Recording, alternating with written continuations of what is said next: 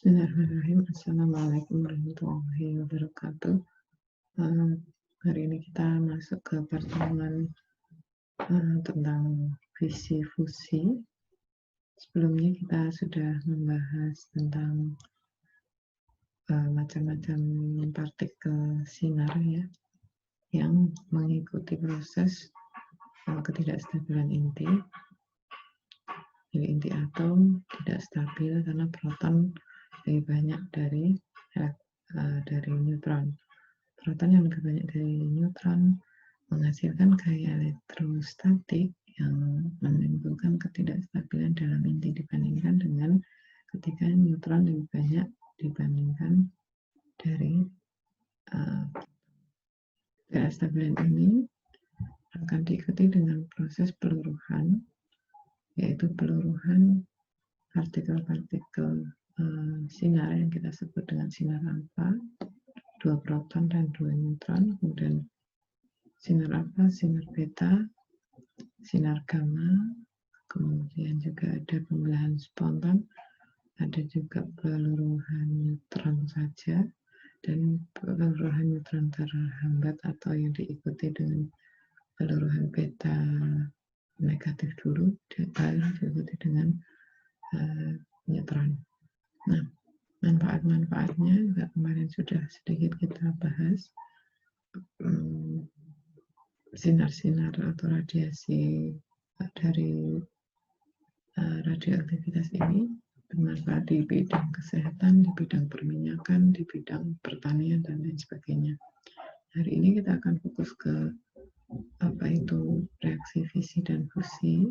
Anda bisa melihat dalam link YouTube ini informasi yang lebih banyak dari itu. Nah, Bu Ulfa awali dengan cerita ini. Pengeboman Nagasaki tahun 1945. Nah, ini saking besarnya bom atom yang menimpa Nagasaki saat itu. Jadi ini tahun 45. Hubungan asapnya ini sampai 18 km. Jadi kalau dari UNS itu sampai ke Kartosuro, sampai ke daerah Iayan sana, 18 kilo ya. Kalau membumbung aja 18 kilo, ke bawahnya seperti apa. Ini berasal dari reaksi fisi. Apa itu reaksi fisi? Reaksi pembelahan inti yang menghasilkan neutron. Jadi ini yang dihasilkan itu neutron. Alfa, beta, gamanya mungkin ada, tapi yang paling banyak itu ini pembelahan inti. Seperti kemarin krypton menghasilkan neutron, yaitu. Jadi reaksi fisi itu reaksi pembelahan inti yang menghasilkan neutron. Setiap reaksi pembelahan inti dihasilkan energi 200 mega elektron volt.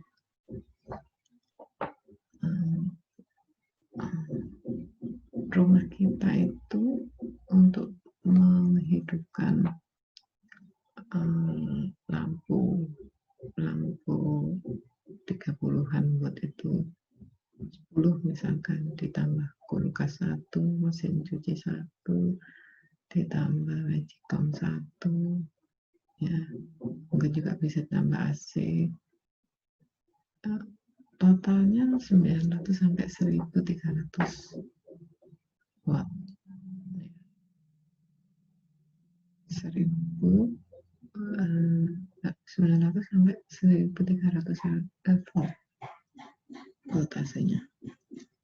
Bagaimana kalau dengan 200 mega elektron volt? Ini kalau dikonversi, kemungkinan ya bisa menghidupi listrik dari sekitar 5 provinsi atau 10 provinsi tergantung pemakaian. 10 provinsi dengan penduduk ya, kalau Indonesia itu 270 juta jiwa, ada 34 provinsi ya, 10 provinsinya itu ya mungkin 50 juta jiwa, luar biasa. Jadi energinya itu besar sekali. Nah, neutron yang dihasilkan itu sebenarnya dapat digunakan untuk menembak inti lain, sehingga terjadi pembelahan inti secara berantai. Ini bahayanya reaksi fisi. Sebenarnya yang pertama kali terjadi itu atom dari unsur utama dari radioaktivitas itu ditembak oleh satu neutron atau ditembak oleh partikel alfa. Tapi penembakan ini nanti akan menghasilkan pembelahan inti. Pembelahan inti menghasilkan neutron yang baru. Neutron yang baru akan menembak inti atom yang lain, sehingga pembelahannya berantai, nggak selesai-selesai. Ya, nggak selesai-selesai. Ini contohnya uranium misalkan, ya, dengan jumlah 235 gram, ya, ini ekivalen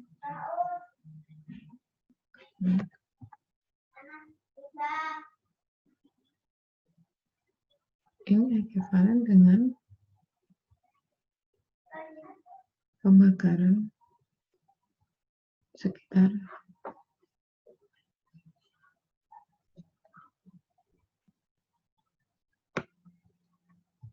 500 ton batu bara. Bayangkan, sekali dia meledak, pecah, dia menghasilkan energi yang setara pembakaran 500 ton batu bara. Pembakaran sekitar 1/4 ton atau 200 kilogram itu bisa menggerakkan kereta api yang berbahan bakar batu bara dan bisa berjalan sekitar 20 km. Itu hanya 200 kg. Bagaimana dengan 500 ton ini? Seperti yang saya gambarkan tadi, dia bisa menjadi sumber listrik bagi sekitar 50 sampai 100 juta jiwa. Luar biasa energi yang dihasilkan.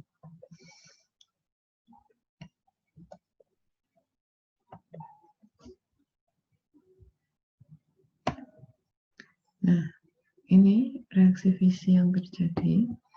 Jadi awalnya hanya berawal dari satu neutron ini. Dia punya massa 1 dan tidak punya muatan. Dia akan ditembakkan ke uranium yang stabil. Ini uranium stabil. Ya. Uranium, misalkan Anda punya uranium 235 gram. 235 gram itu 1/4 kilo. Anda punya uranium sekepalan tangan gitu. Anda tembak dengan neutron, ya. Akhirnya terjadi ketidakstabilan nukleus karena ada proton yang kelebihan 1 di sini. Hanya 1 dari 235 gram itu hanya 1 proton yang berlebih di sini. Akhirnya dia terjadi pembelahan spontan menjadi krypton dan barium. Ya. Krypton ini menghasilkan neutron yang baru.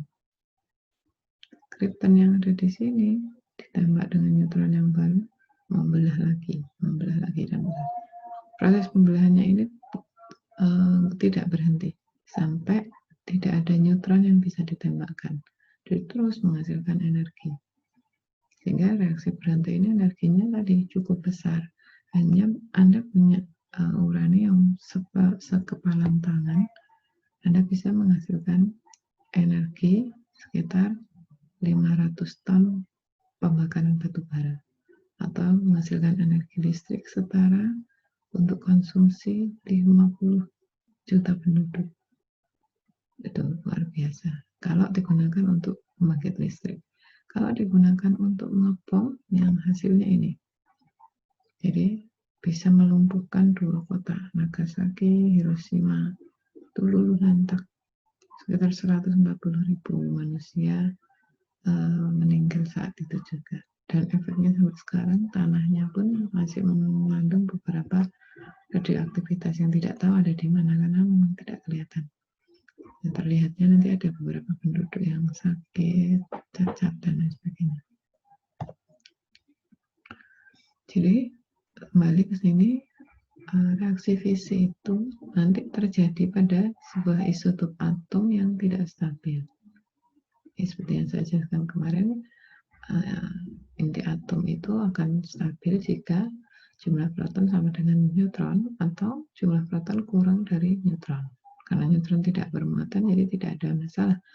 Gaya inti yang mendominasi itu tidak ada masalah, karena gaya inti tidak menghasilkan penyerangan, tidak menghasilkan penembakan antara satu proton dengan proton lain. Tapi biasanya sebuah atom dengan jumlah proton yang sama memiliki jumlah neutron yang bervariasi. Nah, ini kan ada isotop ya. Isotop itu kan berarti satu unsur yang sama, tapi jumlah protonnya yang berbeda-beda. Itu tidak stabil. Jadi Anda punya dua unsur, uranium.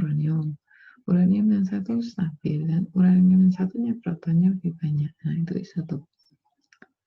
Nah, ketika ada isotop seperti ini, ditembak oleh partikel berkecepatan tinggi, yaitu neutron, ya, dia kecepatannya paling tinggi dibandingkan alfa, beta, dan gamma. Nah, neutron itu akan menabrak isotop tidak stabil itu. Akibatnya terjadi pecah. Ya, terjadi perpecahan menjadi partikel-partikel unsur yang lebih kecil. Ketika pecah menghasilkan energi tadi. Nah, yang membombardir tidak harus neutron, karena beberapa contoh partikel alfa pun bisa. Cuma kecepatannya memang tidak terlalu tinggi. Jadi mungkin kecepatan pembelahannya nanti juga tidak terlalu tinggi. Jadi kalau neutron langsung itu ditembakkan, des gitu, hitungan bukan jam lagi, hitungan menit dia akan meledak. Meledak itu kan artinya dia membelah, ya, membelah, terus membelah, menghasilkan energi yang cukup besar. Nah, selama proses penembakan itu, ya, neutron itu masuk langsung ke inti atom. Seperti yang saya jelaskan di depan tadi, ya, sehingga inti atomnya yang isinya proton neutron tadi pecah menjadi atom baru yang lebih kecil. Ya. Dia juga bisa menghasilkan pecahan neutron kalau neutronnya lebih, atau juga radiasi gamma. Nah, pada proses reaksi fisi ini berantai, terus terjadi. Makanya di pembangkit listrik tenaga nuklir itu hasil listrik yang dihasilkan itu terus-menerus, karena reaksinya itu berantai. Ya. Karena pecahan neutron yang baru pun ketika nabrak atom yang lain, nabrak atom uranium yang lain, ya pecah. Bayangkan 235 gram ya, sekepalan uranium itu kan terdiri dari sekian banyak mol uranium ya. Kita kalau mau itu 1 mol uranium dalam 235 gram uranium berapa? Uranium 235 gram dibagi dengan ml-nya 235. Ya, berarti berapa? 1 mol. 1 mol terdiri dari berapa partikel? Jadi kalau kita mengikuti hukum jumlah partikel, maka dia ada sekitar 6 kali 10 pangkat 23 partikel. Satu partikel saja yang pecah, dia melepaskan energi. Ya.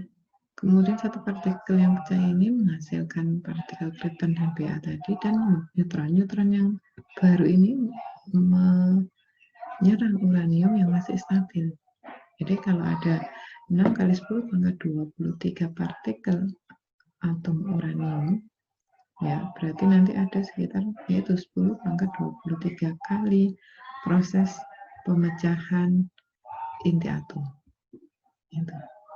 Ya, jadi dia akan terus berlanjut sampai uranium itu partikelnya habis, sampai semua inti atom itu pecah menjadi neutron. Jadi terakhir nanti hasilnya adalah uraniumnya habis, semua inti atomnya sudah pecah, menghasilkan yang lain, atom-atom kripton, barium, neutron, dan lain sebagainya. Nah, sekarang bahan bakunya, kenapa yang paling populer itu uranium karena dia paling tidak stabil. Kemarin saya jelaskan, jika jumlah protonnya itu banyak lebih dari 83, maka kemungkinan untuk tidak stabil itu sangat tinggi. Ini kan seperti yang saya umpamakan kemarin, orang upacara dengan peserta satu baris itu 235 orang. Nah, 235 orang ini nggak stabil, meskipun ada pemimpin yang di depan, mesti yang terakhir ini cepat lepas. Nah, cepat lepas. Ditembak neutron. Ditembak neutron itu maksudnya diajak temannya. Orang ke 235 ini lepas. Nah, lepas. Nanti orang ke 234 lepas. Gitu. Ya. Nah, selain dia sangat tidak stabil karena protonnya sangat banyak, uranium ini juga bisa menghasilkan banyak atom-atom yang baru. Ini keuntungannya. Sehingga jika dilihat dari manfaatnya, atom-atom yang baru itu tidak perlu ditambang. Kan sebagian atom itu ditambang atau disintesis ya. Kalau ditambang kan lama nyarinya. Misalkan mau menambangkan krypton, penambangan krypton itu hanya sangat sedikit gitu. Kalau barium oke lah. Zirkon juga sedikit, tellurium apalagi ini sangat sulit untuk didapatkan ini.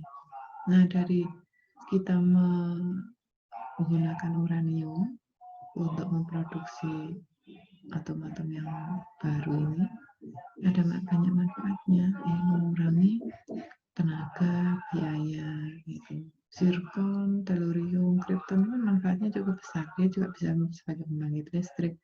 Zirkon itu bisa digunakan sebagai logam-logam yang mengkatalisis atau mempercepat reaksi-reaksi, misalkan pembentukan obat, reaksi-reaksi yang menghasilkan minyak dan lain sebagainya. Itu. Jadi banyak manfaatnya menggunakan uranium, terutama yang protonnya 235. Jadi ketika uranium ditembaki dengan neutron, maka hasilnya adalah barium dan krypton ditambah 2 neutron. Ini hasilnya 200 mega elektron volt. Sedangkan kalau menghasilkan yang ini barium krypton dan 3 neutron, ini 170 mega elektron volt. Sedangkan kalau uranium ditambah neutron menghasilkan zirkon dan tellurium, dia menghasilkan 3 neutron dan 197 mega elektron volt. Efeknya, zirkonnya masih bisa kita pakai, ya.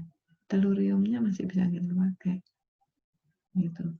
Zirkonnya bagaimana? Zirkonnya luar biasa.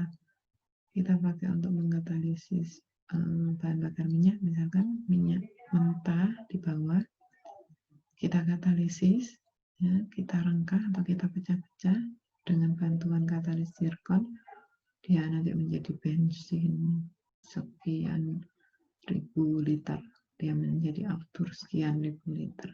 Itu manfaatnya. Belum lagi energi yang dihasilkan ini nanti bisa kita salurkan menjadi energi listrik untuk menghidupkan lampu-lampu penduduk, atau energi listrik kalau di luar negeri itu digunakan untuk ini MRT.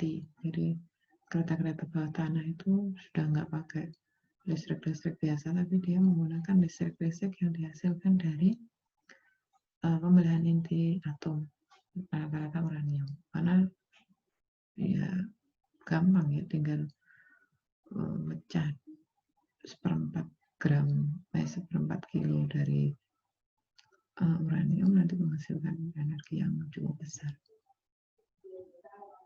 Nah, ciri lain dari pembelahan inti uranium ini, pecahannya itu rata-rata barium dan krypton. Zirkon ya ada, tapi tidak terlalu banyak. Jadi yang paling banyak itu barium dan krypton. Ini paling diminati reaksinya karena apa? Karena energi yang dihasilkan paling besar. Sedangkan barium dan krypton pun, ya, terutama krypton itu bisa dijadikan unsur baru inti atom yang menghasilkan energi yang baru lagi. Itu. Nah, yang kedua sekarang reaksi fusi. Ini gambar bom nuklir Hiroshima ya, dan Nagasaki yang dijatuhkan dari atas gitu. Ini wadahnya aja yang besar, tapi isinya sebenarnya tidak terlalu besar, tapi efeknya yang besar. Jadi kalau tadi fisi itu pemecahan dari satu inti atom yang tidak stabil menjadi atom yang lain dan neutron atau sisanya adalah sinar gamma. Kalau ini penggabungan, jadi ada dua atau beberapa inti atom yang ringan menjadi satu inti yang lebih berat. Ini juga menghasilkan energi yang besar. Ya, hanya saja reaksi ini hanya terjadi pada suhu tinggi, sekitar 100 juta derajat. Kapan ini terjadi? Kalau yang sudah terjadi di alam adalah di dalam matahari. Di dalam matahari itu suhunya sudah tinggi. Kalau ada inti atom yang masuk ke sana, ya dia menyatu. Ketika menyatu itu dia menghasilkan energi yang lebih tinggi lagi. Ya. Nah, pada suhu 100 juta derajat ini, Celcius ini, tidak terdapat atom melainkan plasma dari inti dan ya, plasmanya saja yang ada di sana. Ini reaksi fusi, ya. Deuterium, kemudian tritium, kemudian neutron. Ini deuterium dan tritium bergabung nanti menjadi helium dan neutron serta energi. Ini penggabungannya harus di suhu yang cukup tinggi. Nah, energi yang dihasilkan sama besar. Contohnya ini. Kenapa kok cukup besar? Ya? Karena ternyata ketika satu inti dengan inti yang lain bergabung, inti yang ringan, pada suhu yang cukup tinggi, reaksinya juga berantai. Satu inti dengan inti yang satunya bergabung, ya, menjadi inti yang lebih besar. Inti ini bergabung lagi dengan inti yang lain, inti ini bergabung lagi dengan inti yang lain, terus menerus gitu. Bersama berantainya dengan reaksi fusi, sehingga bisa menimbulkan ledakan yang namanya termonuklir. Termo itu panas, nuklir itu inti. Ledakan yang berasal dari inti yang sedang bereaksi dan menghasilkan panas. Contohnya ini, hidrogen ya. Hidrogen karena H+, kalau berupa atom dia H+. 1 kilo hidrogen yang ada di alam itu kalau terjadi fusi, jadi satu hidrogen bergabung dengan hidrogen lain, kemudian bergabung lagi dengan hidrogen lain, bergabung lagi dengan hidrogen lain, itu menghasilkan energi setara 20.000 ton batu bara. Kalau dibandingkan dengan reaksi fisi memang jauh. Reaksi fisi tadi 1/4 kilogram uranium saja menghasilkan energi yang setara dengan pembakaran batu bara 500.000 ton. Kalau ini 20.000 ton. Ya. Ini 20.000 ton, tadi 500 ton ya, jadi ini lebih tinggi. Jadi keuntungannya reaksi fusi itu energi yang dihasilkan lebih tinggi dan relatif bersih ya, karena hasilnya adalah nuklida-nuklida yang stabil. Ya. Beda dengan reaksi fisi tadi yang nuklidanya tidak stabil. Kripton nanti diserang oleh neutron, dia pecah lagi. Barium diserang oleh neutron, berubah lagi menjadi yang lainnya ya. Jadi neutron-neutron yang baru. Kalau ini nuklidanya lebih stabil, relatif dia bersih dengan energi yang cukup besar. Hanya saja kelemahannya memang suhunya yang dibutuhkan itu lebih tinggi. Dengan uranium tadi tidak membutuhkan suhu yang cukup tinggi, ya, hanya cukup penembakkan neutron ke inti atom yang sudah tidak stabil. Fusi sendiri itu secara bahasa artinya penggabungan, fuse, ya, penggabungan elemen-elemen yang berbeda menjadi satu elemen yang utuh. Ya. Pengertian yang lebih pas, yang lebih diterima semua itu penggabungan inti-inti atom untuk membentuk inti atom yang lebih berat, diikuti pelepasan energi yang lebih besar. Nah, dalam reaksi fisi ini syarat yang utama harus ada minimal 2 isotop atom yang masanya rendah. Kalau masanya tinggi, dia kecepatan fusinya akan rendah. Jadi dibutuhkan isotop yang atom masanya rendah. Kalau uranium kan masanya berat ya, 235 protonnya. Sedangkan hidrogen 1, masanya rendah. Ya, sangat ringan. Jadi kalau di udara itu hidrogen yang paling ringan. Di tabel periodik hidrogen juga yang paling ringan. Ya. 2 isotop atom, isotop artinya di dalam hidrogen itu ada proton yang sudah berbeda dengan atom lainnya. Sudah sama-sama atom hidrogen, satunya stabil, satunya protonnya berlebih, namanya 2 isotop atom. Kemudian berfusi, ini menggabung menjadi 1. Helium misalkan, ya, dengan tekanan tinggi, temperatur yang tinggi, dia bergabung.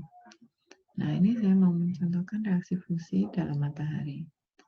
Isotop-isotop hidrogen misalkan yang ada di situ tritium, hidrogen 3 atau deuterium, hidrogen 2. Jadi saya jelaskan di sini, ini misalkan deuterium, dia punya 1 proton, dia punya 1 neutron. Tritium, dia punya 1 proton dan 2 neutron. Dia bergabung, dihasilkan 2 proton dan 3 neutron. 2 proton akan lepas menjadi helium, 2 proton, 2 neutron. Sedangkan sisanya menghasilkan neutron yang baru. Ini. Ya. Jadi tritium, deuterium bergabung, syarat utamanya ini ada tekanan. Ya.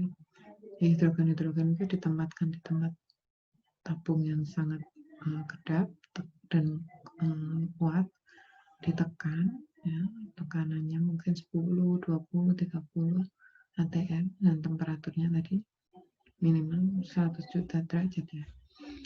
Dan akan membentuk namanya isotop helium dan neutron. Ada helium atau alfa, bukan alfa lagi tapi sudah berupa isotop stabil dan neutron. Saat itu diikuti pelepasan energi panas yang sangat besar. Ya. Jika dibandingkan dengan reaksi fisi uranium, nuklir fusi hidrogen menghasilkan energi yang jauh lebih besar. Ini contoh-contoh reaksi fusi ya. Reaksi fusi yang terjadi di matahari seperti ini. Deuterium dengan tritium, jadi ada 1 proton dan 1 neutron ditambah 1 proton dan 2 neutron menghasilkan helium, 2 proton. Energinya 3,5 MeV dan 1 neutron yang energinya 14,1 MeV. Ini 1. Kalau yang bergabung deuterium dengan deuterium, hasilnya 3 tritium dan 1 proton. Energinya 1 MeV dan 3 elektronvolt. Terus seperti itu. Nanti bergabung lagi 2 deuterium dengan 3 helium. Ini berkelanjutan, nggak berhenti. Ya. Ini kan selalu menghasilkan deuterium, tritium, helium. Nanti deuterium dengan deuterium bergabung jadi energi. Tritium dengan deuterium bergabung jadi energi. Helium dengan deuterium bergabung jadi energi. Ya. Tritium dengan tritium bergabung jadi energi. Dan seterusnya. Terus menerus. Sampai semua menggabung menjadi 1 inti yang lebih besar. Ini pun nanti bisa bereaksi juga. Helium dengan tritium, helium dengan deuterium, helium dengan neutron yang baru, tritium dengan proton, helium dengan neutron lagi, bergabung terus, bergabung, reaksi berantai sehingga energinya tadi kalau 1 kilo hidrogen kita reaksikan fusi, maka hasilnya 20 ribu ton ya, pembakaran batu bara setara dengan itu. Jadi kalau tadi bisa menghidupi listrik 50 juta jiwa, mungkin ini bisa menghidupi listrik untuk 1 negara sebesar Indonesia karena energinya luar biasa. Namun sayangnya kalau di Indonesia saya belum terlalu melihat. Di Batan itu ada, tapi kalau untuk pembangkit listrik mungkin belum ya.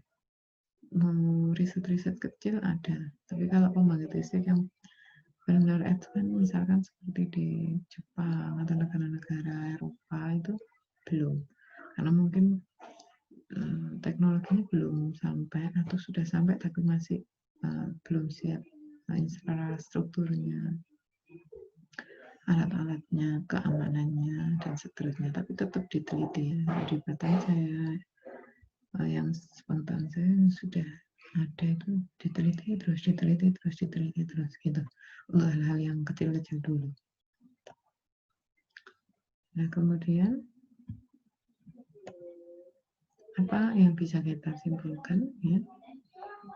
Jadi untuk yang reaksi fusi itu tidak ada limbah radioaktif, tidak ada limbah sinar gamma ya, yang berbahaya seperti pada reaksi nuklir fisi. Kalau fisi tadi pecah, ya, dia menghasilkan atom baru, kripton, barium, zirkon, juga ada neutronnya, juga ada sinar gamanya. Nah, yang paling berbahaya kalau ada neutron dan sinar gamma ini. Sinar gamanya kan bisa menembus berbagai macam ini benda, termasuk manusia. Gitu. Kalau dia menembus atom-atom atau unsur dalam tubuh manusia, atom-atom dalam tubuh manusia menjadi tidak stabil. Ya, bisa melakukan reaksi fisi yang baru sehingga organ-organ itu akan rusak. Ya. Nah, sehingga reaksi fusi ini paling banyak diteliti ilmuwan karena memang dia tidak terlalu banyak limbah radioaktif, bersih ya, sehingga bisa menciptakan banyak energi dari reaktor nuklir fusi yang dibentuk. Ya. Tapi memang tidak mudah ini. Ya, tidak mudah karena butuh tekanan yang cukup tinggi, butuh pemanasan yang cukup tinggi, pembuatannya tidak terlalu susah, tidak terlalu mudah. Saya beri contoh misalkan di lab saja saya butuh reaktor yang ketika disetting, ditutup, tekanannya 1 atm dan suhunya 1000 derajat. Itu susah sekali buat itu mantel bajanya itu susah. Ya, mantel bajanya harus pilihan. Jadi kalau dia ditekan dengan tekanan tertentu dia nggak meledak, pecah. Mantel bajanya juga dipilih kalau dipanaskan suhu sampai 1000 derajat nggak meleleh. Itu. Jadi di setting benar sampai reaktor bajanya itu jadi. Dan saya punya yang sebesar ini. Jadi kalau benda-benda larutan apa dimasukkan ke situ nanti keluarnya jadi padatan. Namanya reaktor hidrotermal, itu hanya memakai 1 atm dengan suhu sekitar 1000 derajat Celcius. Berat sekali, berat dan butuh penanganan yang eksklusif ya menurut saya. Tidak kayak alat lain misalkan oven atau apa gitu. Ini berat, mahal, dan ketika nyeting alat itu juga penuh perhitungan gitu. Itu baru hidrotermal kecil, apalagi ini reaktor nuklir fusi yang dia harus memperhatikan tekanan yang mungkin ribuan atm, memperhatikan suhunya harus sekian ratus derajat Celcius gitu. Ya, sehingga tidak terlalu mudah. Kalau reaksi fisik gampang. Reaktornya tidak perlu yang susah-susah. Pakai aja uranium, tembak dengan sinar alfa atau neutron, udah dia meledak-ledak jadi energi. Cuma imbasnya ada sinar gamma yang dihasilkan.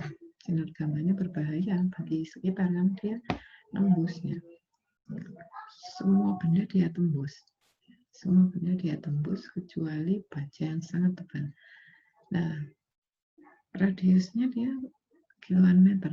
Jadi misalkan di batan itu ya ada reaksi fisi di situ. Ada 1/4 kilogram uranium yang meledak di situ. Nanti imbasnya itu sampai 20 km.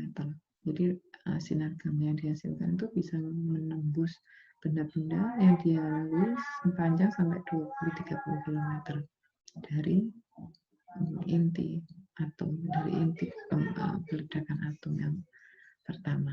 Jadi kan semua orang yang radius itu kena, karena tubuh manusia pun ditembus. Ketika tubuh manusia ditembus, sinar gamma tadi bermutasi ya istilahnya. Jadi organ-organ tubuh kita kan terdiri dari protein, lemak dan sebagainya. Protein kan misalkan dia terdiri dari cincin-cincin protein. Cincin ini terdiri dari atom karbon misalkan. Atom karbon ini dilalui oleh sinar gamma hasil ledakan itu.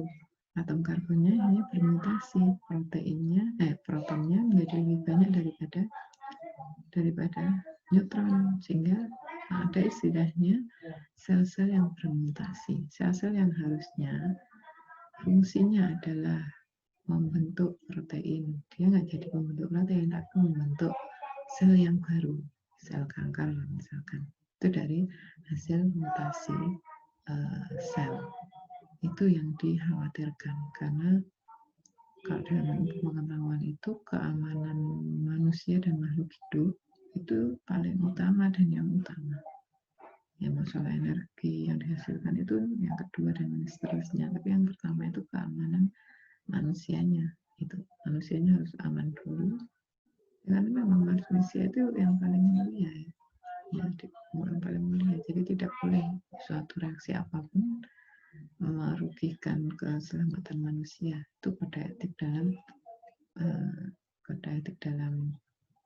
ini ya, kode etik dalam riset ya, melakukan penelitian. Kesulitan utamanya kalau reaksi fusi itu ya seperti yang saya ceritakan tadi, temperatur dan tekanannya tinggi. Ini butuh energi yang sangat besar ya, sehingga ya agak sulit itu, kecuali kita gabungkan antara reaksi fusi dan reaksi fisi. Maksud saya gini, awalnya melakukan reaksi fisi, energinya disimpan ya, reaksi fusi yang terstruktur, uranium misalkan ambillah 1 gram menghasilkan energi sekian ton, disimpan energi dari reaksi fisi ini kita gunakan untuk menaikkan temperatur dan tekanan ya, untuk menghasilkan reaksi fusi yang baru. Nah, energinya nanti berlipat-lipat dan memang yang harus diperhatikan di reaksi fisinya sehingga tidak terjadi hal-hal yang membuat keselamatan manusia menjadi terganggu. Itu. Tapi kalau menggunakan pembangkit listrik tenaga air, misalkan untuk menghasilkan suhu tinggi, tekanan tinggi, ya nggak masuk, nggak cocok ya. Nggak cocok karena kalau di lab saya saja, misalkan saya butuh menaikkan suhu sampai 1000 derajat saja. Itu listrik lab nggak mampu ya, sehingga saya beberapa kali minta ke dekanat listrik lab bagian yang alat saya itu dinaikkan. Jadi dinaikkan kalau terakhir nggak salah 10.000 watt, itu baru nggak nyeklik lagi. Itu baru untuk memanaskan 1000 derajat. Sedangkan kalau reaksi fusi kan sampai berapa tadi? 100 juta derajat yang dibutuhkan. Itu sangat tinggi. Jadi kalau pakai energi listrik ya nggak cocok ya. Yang cocoknya pakai listrik hasil reaksi fisi.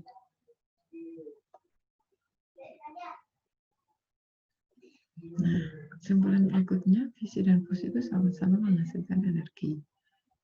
Ya, cuma jumlah energinya berbeda. Reaksi fisi itu pemecahan atom berat. Ya, energinya tadi sekitar 500 ton untuk setiap 235 gram uranium. Jadi pecah jadi atom yang kecil-kecil. Sedangkan reaksi fusi itu penggabungan menjadi energi yang menjadi atom yang lebih berat. Ya, saat ini reaktor nuklir terutama fisi itu diteliti. Ya, banyak harapan dari reaktor fisi maupun reaktor fusi itu bisa menghasilkan energi yang ramah lingkungan dan terbarukan. Terbarukan artinya selalu ada, gitu. Saya yakin bisa selalu ada karena seperti hidrogen itu kan di alam banyak ya, tinggal kita nangkap saja hidrogen di alam itu. Udara di alam itu selalu mengandung hidrogen. Atau yang kedua, uranium memang tidak banyak ada, tapi dia bisa mengalami proses reaksi berantai sehingga nanti dihasilkan kritem, barium yang kritem, misalkan dia juga bisa menjadi sumber inti atom tidak stabil yang baru yang menghasilkan reaksi fisi yang baru. Itu hanya saja memang harus diperhatikan agar zat-zat radioaktif seperti gamma itu bisa ditangkap. Jadi sinar gamma itu dikondisikan gitu ya, ditangkap dengan besi baja yang sangat tebal sehingga dia tidak mungkin menembus itu ke lingkungan. Itu. Sekarang dampak negatifnya, dampak positifnya banyak dan banyak harapan kalau di Indonesia itu, karena misalkan hidrogen saja dari air itu bisa menghasilkan hidrogen ya, H2O itu kan kalau pecah menjadi H plus dan OH minus ya. H plus itu kan hidrogen ya, meskipun nanti bentuknya hidronium yaitu H3O plus, tapi hidrogennya ada di situ dan itu bisa menjadi sumber hidrogen yang baru, sehingga banyak harapan nanti reaksi fisi atau reaksi fusi dari inti atom di Indonesia itu bisa menghasilkan banyak energi karena kita sebenarnya defisit energi ya, PLU pembangkit listrik tenaga air itu sudah kewalahan dengan banyaknya pesanan energi sehingga kadang-kadang ada lampu mati, kadang-kadang harganya naik sekian dan seterusnya. Sehingga kalau ke depan inti atom itu diteliti dengan baik, ada reaktor-reaktor baru baik dari reaksi fisi, reaksi fusi dan reaktornya itu dikondisikan dengan baik, energinya cukup, maka energi yang dihasilkan sudah banyak sekali. Kita melakukan reaksi sudah bisa untuk menghidupi listrik sekian tahun gitu. Tapi juga ada dampak reaksi fusi yang negatif, yaitu adanya senjata nuklir. Ini jadi salah satu tipe senjata nuklir itu bom fisi, ya, bukan bom fusi. Kenapa? Karena bom fisi itu menghasilkan sinar gamma yang membahayakan, dan kalau di perang kan yang dibutuhkan senjata yang membahayakan ya, bukan senjata yang ramah lingkungan. Ya, sehingga bom fisi ini disebut bom atom. Jadi bom yang berasal dari inti atom yang sedang bereaksi berantai. Nah, reaktor ini didesain untuk melepaskan sebanyak mungkin energi dalam waktu singkat. Energi ini terlepas dan akan menyebabkan reaktornya meledak dan akhirnya reaksi rantainya berhenti. Ya, ini banyak dikembangkan di Amerika, sehingga akhirnya yang pertama kali menyebabkan Perang Dunia Kedua itu ya sebenarnya Amerika, karena dia sudah memperkenalkan adanya bom atom ini dari reaksi fisi yang dilakukan di sana. Ini bomnya ini sudah dicat jadi agak bagus ya, tapi tadi hitam. Ini kalau kena di Jakarta ya, sampai daerah Penjaringan, Sunter itu habis. Jadi mungkin 90% Jakarta itu langsung habis ketika ini ditembakkan ke sini. Efek sinar gamanya bisa sampai ke provinsi-provinsi sekitarnya. Jadi cukup berbahaya. Ini juga ini di Nagasaki kalau tidak salah bentuknya seperti ini. Ya, bentuknya tidak seberapa besar sebenarnya. ya, tapi efeknya yang besar. Ini kalau kena di sini ya sama, sampai daerah Ancol, Menteng itu kena semua bisa tidak berbekas, dan nanti efeknya ke daerah-daerah sekitarnya. Nah, kembali ke bom Hiroshima Nagasaki tadi ya, Amerika itu membuat proyek namanya proyek Manhattan. Berada di proyek Manhattan, dia membuat reaksi fisi itu menghasilkan 3 bom, namanya Trinity, Little Boy, dan Fat Man. Namanya bagus-bagus. Trinity ini kan Trinitas ya. Little Boy ini anak kecil, Fat Man berarti orang gendut. Ini dijatuhkan di Hiroshima dan Nagasaki di bulan Agustus tahun 45, tepat ketika kita akan merdeka. Dan memang ini momen-momen yang ditunggu ya. Ketika Jepang masih ada di Indonesia, Jepang dibom oleh Amerika. Nah, itu momen-momen para pahlawan menyiapkan kemerdekaan saat itu. Jadi ya, peristiwa bom Hiroshima dan Nagasaki ini hikmahnya untuk Indonesia bisa cari celah untuk merdeka. Kalau enggak kan Jepang kekuatannya luar biasa di Indonesia. Ini gambaran ketika dia meledak ya, di Hiroshima dan di Nagasaki. Di saat itu kota itu seperti ada ledakan yang cukup memekakkan telinga, dan di pusat kota ya, seperti di Jakarta tadi yang saya gambarkan radiusnya itu ada awan membumbung setinggi 18 km. Jadi ini dilihat jauh dari Hiroshima Nagasaki seperti ini, sampai bisa digambar atau difoto. Ya, ledakannya kan nggak hanya ledakan ya, di sini ada asap, ada debu, dan ini nyampe ke sini, nyampe 20-30 km dari sini. Ini bom visi yang pertama kan ada beberapa bom yang diledakkan itu ribuan kali lebih dahsyat dibandingkan massa yang sama dari ledakan kimia. Ini Little Boy ini totalnya 4 ton. Ya, bahan nuklirnya itu hanya 60 kilo. Jadi bahan di dalamnya, bahan utamanya itu hanya 60 kilo. Panjangnya dia cuma 11 meter. Ya. Kekuatan ledakannya 15 kiloton TNT, trinitro triglycerin. Ya, ini Hiroshima mungkin 80-90% habis ya. 406 km total wilayahnya itu habis. 140 orang yang ada di pusat kota meninggal, langsung tewas. Belum lagi imbas ke penduduk-penduduk yang sel-selnya bermutasi karena adanya sinar gamma yang masih tersisa. Luar biasa. Massa total ini kan ada dengan besi, selongsongnya, dengan pijakan kakinya. Tapi yang harus kita perhatikan ini hanya 60 kilo. 60 kilo itu seberat manusia ya, seberat manusia. Tapi bisa menghancurkan satu kota.